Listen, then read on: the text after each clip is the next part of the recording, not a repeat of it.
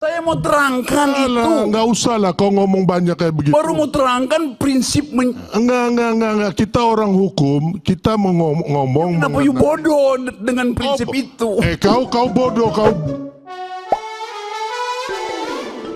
Hola netizen yang tercinta. Perdebatan sengit terjadi antara Ketua Umum Solidaritas Merah Putih Sylvester Matutina dan Rocky Gerung dalam program Rakyat Bersuara. Keduanya hadir sebagai narasumber dalam diskusi bertema banyak drama jelang pilkada kenapa. Debat panas antara keduanya bermula ketika Rocky Gerung menyindir bahwa banyak orang mencapai kesuksesan dengan cara menjilat. Pernyataan tersebut memicu kemarahan Sylvester Matutina yang langsung menyerang Rocky Gerung secara personal. Sylvester menegaskan bahwa dirinya adalah seorang pengusaha dan pengacara dan menyebut bahwa kehidupannya bahagia sambil menyindir Rocky Gerung yang belum menikah. Rocky Gerung yang tidak menyebutkan nama dalam sindirannya merespon dengan tenang. Perdebatan semakin memanas ketika Sylvester menantang Rocky Gerung untuk membuktikan klaimnya bahwa Presiden Jokowi terlibat cawe-cawe dalam berbagai masalah. Rocky Gerung kemudian menanyakan prinsip hukum kepada Sylvester yang malah berujung pada saling hina antara keduanya. Sylvester menolak untuk diajari oleh Rocky Gerung dan debat berakhir dengan pertukaran kata-kata yang kasar, menunjukkan ketegangan yang tinggi di antara kedua tokoh tersebut. Seperti biasa, dengan sikap tenangnya Rocky Gerung menegaskan bahwa dirinya ingin menerangkan tapi pembicaraannya dipotong. Merasa tidak terima, Sylvester balik melontarkan kata-kata makian kepada Rocky Gerung dan membuat forum diskusi dihentikan sementara. Itu loh. Terangkan dari tadi buktinya. Gak usah kau putar kiri putar kanan, gak usah, straight to the point aja, Rocky. Jangan kau bodohin terus masyarakat ini. Saya cuma bodohin. Buktikan. Mereka tidak mungkin saya bodohin. Mereka tonton kebodohanmu. Oh enggak, saya ngomong dengan fakta dan bukti yang valid. Anda ngomong dengan opini dan framing yang gak benar buat bangsa ini. Ini metodologi. Kita beri kesempatan bentar. Silakan Rocky, silakan Rocky. Jangan dipotong dulu, silakan. Di dalam metodologi ada prinsip parsimoni, itu cara berpikir. Hoax itu, bagaimana? Pengetahuanmu tentang metodologi minus 7 tuh. You nggak ngerti metodologi, bagaimana saya mau ajak you berpikir kalau prinsip berpikir you nggak tahu. Nah, inilah Anda merendahkan orang seperti Anies kemarin kasih 11 poin ke Pak Prabowo. Pak Prabowo jadi presiden. Saya tidak merendahkan, saya merendahkan kemampuanmu berpikir. Manusia yang tukang merendahkan orang ini satu ini. Ya kan? Fitnah orang. Kerjanya memang begini, pecundang. Oke, lanjut. Minum dikit. Belum Rocky ya? Mau lanjutin? No, saya mau lanjutin. Nanti saya beri kesempatan. Sabar. Oke. Minum dulu, minum.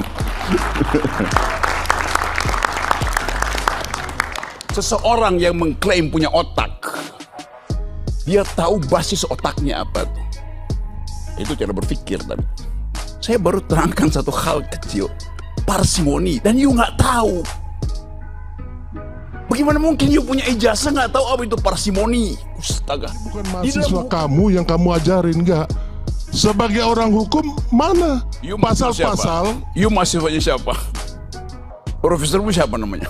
Nggak perlu kau tahu ya. Yang sekarang ini mana pasal-pasal yang dilanggar oleh presiden. Saya mau terangkan itu. Nggak usah lah kau ngomong banyak kayak begitu. Baru mau terangkan prinsip. Enggak. Kita orang hukum, kita mau ngomong. Kenapa you bodoh dengan prinsip itu? Kau bodoh, kau bangsat kau ngomong saya bodoh. Jangan, udah.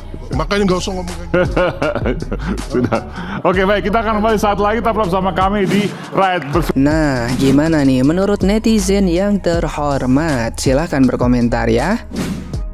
Rocky Gerung versus Sylvester. Menurut gua, keduanya sama-sama salah. Rocky Gerung salah, Sylvester juga salah. Rocky Gerung salah karena dia membodoh-bodohi orang lain di depan orang ramai. Kepintaran gak boleh mendahului keadaban. Adab sopan santun harus lebih tinggi nilainya daripada kepintaran. Sylvester juga salah. Lepas kendali membuat kita terlihat jelek di depan orang lain. Gak mudah kalau kita jadi Sylvester. Tapi sesulit apapun keadaannya, diam itu lebih baik daripada harus lepas kendali. Gimana pendapat teman-teman? No Rocky No Party ya. Kali ini kembali lagi Rocky Gerung mempermalukan tokoh baru ya. Sebenarnya saya nggak tahu ini tokoh atau apa ya, tiba-tiba muncul di TV ya. Namanya juga Sylvester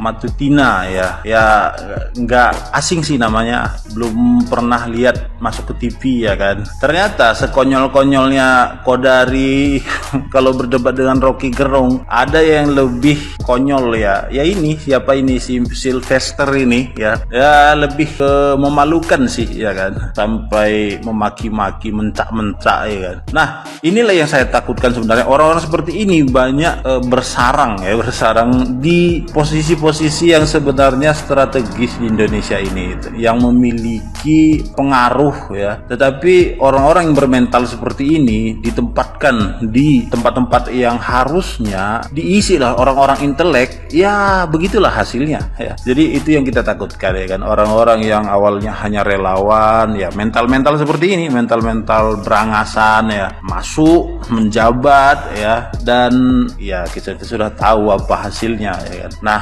inilah kembali Rocky menunjukkan kelasnya ya, mempermalukan si siapa lagi namanya, si Sylvester ini ya. Ya kita memang nggak boleh ya memberikan panggung kepada ya orang-orang ya dalam tampang preman ya, bukan tampang preman sih ya, orang-orang macam ya nggak mengerti lah ya, nggak mengerti konsep debat seperti apa, politik seperti apa ya, tapi tiba-tiba dia masuk ke TV yang besar ya. Dan saya lucu sekali, saya rasa dia itu menantang Rocky Gerung untuk fighting ya kan. Saya bisa jamin kalaupun ya Rocky Gerung mau, saya yakin menangnya Rocky Gerung. Kenapa? Rocky Gerung walaupun seperti itu, fisiknya itu jangan salah, itu bolak-balik naik gunung, dan di usianya yang seperti itu dia masih sangat prima ya kan. Saya yakin nggak ada perlawanan sebenarnya yang berarti buat Rocky Gerung kalau dia mau meladeni main fisik seperti itu. Hari ini ramai soal aksi Rocky Gerung. Ya, jadi akademisi Rocky Gerung menyinggung beberapa pihak yang harus menjadi penjilat untuk mendapatkan kesuksesan. Nah, hal itu disampaikannya setelah membahas soal cawe-cawe Presiden Joko Widodo. Nah, ada yang dikatakan oleh Rocky Gerung begini. Tadi saya lewat di eskalator gitu, ada tulisan bunyinya begini, "Success it's not free, you have to fight for it." Nah, tulisan itu siapa yang bikin?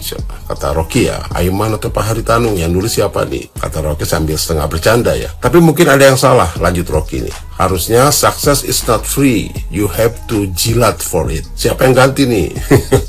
Ya saya rasa Rocky bercanda di situ ya, berkelakar. Ya, tapi ini ditanggapi lain oleh Sylvester ya. Mendengar penjelasan Rocky Gerung, pernyataan Rocky Gerung ini, Ketum Solidaritas Merah Putih atau Solmed Sylvester Matutina yang juga menjadi narasumber dalam acara tersebut merasa tersinggung. Bahkan dia menyerang Rocky ya secara personal. Ditambah lagi ketika Rocky Gerung membahas dan meledek Sylvester yang sepertinya kebingungan soal pengertian Fakta Sunt Servanda. Ya jadilah dia semakin kalap dan keluarlah segala macam kata makian. Nah, soal Fakta Sunt Servanda ini adalah asas hukum yang menyatakan bahwa perjanjian atau kontrak harus ditepati oleh pihak-pihak yang membuat perjanjian tersebut. Nah, istilah ini berasal dari bahasa Latin yang berarti janji harus ditepati. Nah, asas Fakta Sunt Servanda memiliki beberapa makna, yaitu setiap perjanjian yang dibuat secara sah berlaku sebagai undang-undang bagi pihak yang membuatnya. Nah, perjanjian harus dilaksanakan dengan itikat baik, dengan tulus dan jujur. Perjanjian yang telah dibuat berlaku mengikat bagi masing-masing pihak. Nah, penjelasan di atas menunjukkan korelasinya adalah apa yang dilanggar oleh Pak Presiden Jokowi, yaitu adalah undang-undang, tanggung jawab Presiden, dan janji serta sumpah Presiden. Begitu yang dimaksud sama Rocky ya. Ya, tapi ya seperti biasalah, kaum Okegas kan mengedepankan emosi ya daripada diskusi. Ada hal yang lebih epik sih ya ketika Sylvester bilang Rocky ini adalah manusia pecundang ya, nggak ada gunanya bagi Indonesia. Tapi dijawab oleh Rocky, 2 minggu yang lalu saya pulang dari Paris membawa medali emas buat Indonesia. Saya berguna apa enggak? Atau jawab penonton berguna. Ya begitulah saya juga nggak habis pikir ya. Bahkan orang yang berada di ring 1, Jokowi saja bisa begini. Salam. Teman-teman, di sini saya tidak akan membahas siapa yang benar dan salah, siapa yang memulai dan mengakhiri, apalagi mengenai konteks pembicaraan mereka. Di VT ini saya menyorot pertanyaan Rocky Gerung. Profesormu siapa namanya? Nggak perlu kau tahu. Profesormu siapa? Pertanyaan profesormu siapa itu adalah pertanyaan yang ingin mengetahui latar belakang akademik. Kenapa yang ditanyakan harus profesor? Karena profesor itu adalah mentormu, pembimbingmu, atau orang yang menjamin mutu kamu. Itulah sebabnya sangat berbahaya jika mahasiswa asal memilih profesor, atau jika seorang pembimbing mendapatkan gelar profesornya secara tidak sah, atau profesor abal-abal yang pernah saya bahas sebelumnya. Kalau profesor kamu saja tidak dipercaya, melakukan pelanggaran akademik, atau bahkan bukan seorang yang ahli, maka kamu itu pasti akan diragukan, tidak dipercaya, atau mungkin dianggap oh pantas saja dia melakukan keburukan itu, profesornya saja begitu. Tetapi teman-teman, jika kamu memilih profesor yang sangat bagus, ahli, dan bahkan berintegritas, yakinlah kualitas kamu itu tidak akan pernah ditanyakan lagi. Secara tidak sadar pun, sebenarnya mahasiswa itu akan mengikuti caranya pembimbingnya, cara profesornya. Apalagi kalau kamu itu adalah mahasiswa S3. Itu akan secara otomatis mengikuti pola pembimbingmu atau profesormu. Pastinya dengan sedikit modifikasi lah. Tepat seminggu yang lalu saya promosi doktor ya. Saya diberi label doktor muda karena memang saya program PMDSU yang memang beasiswa dari Kementerian Pendidikan ini ditujukan untuk menghasilkan doktor di umur kurang dari 30 tahun. Dan di saat saya promosi doktor ini saya berumur 28 tahun. Hal yang selalu diingatkan dalam promosi doktor ini adalah ketika kamu lulus S1 yang ditanyakan adalah universitas kamu, ketika kamu lulus S2 yang ditanyakan adalah prodimu, dan ketika kamu S3 yang ditanyakan adalah siapa pembimbingmu. Karena program S3 ini sebenarnya adalah program yang sangat panjang, menguras tenaga, pikiran, bahkan saya pernah sakit mental dan mengalami autoimun karena stres itulah, dan semua itu setimpal dengan hasilnya. Maka dalam proses itu juga kita akan selalu ingat bagaimana pembimbing mengarahkan kita. Saya punya pembimbing yang sangat keras, terutama pembimbing utama saya atau promotor utama. Kerasnya minta ampun dah.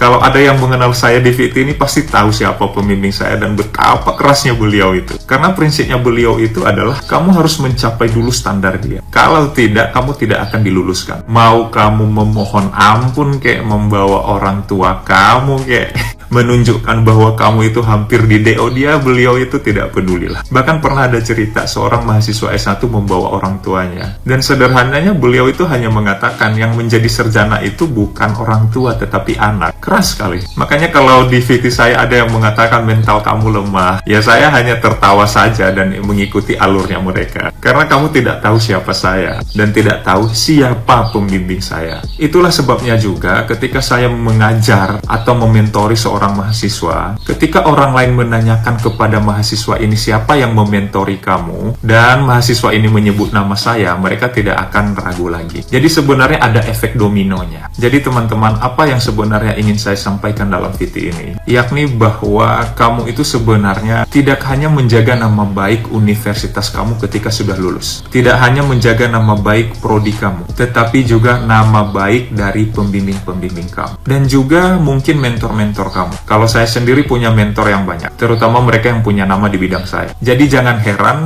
apabila ada yang mempertanyakan siapa profesor kamu, siapa pembimbingmu. Jadi teman-teman, semoga VT ini bermanfaat.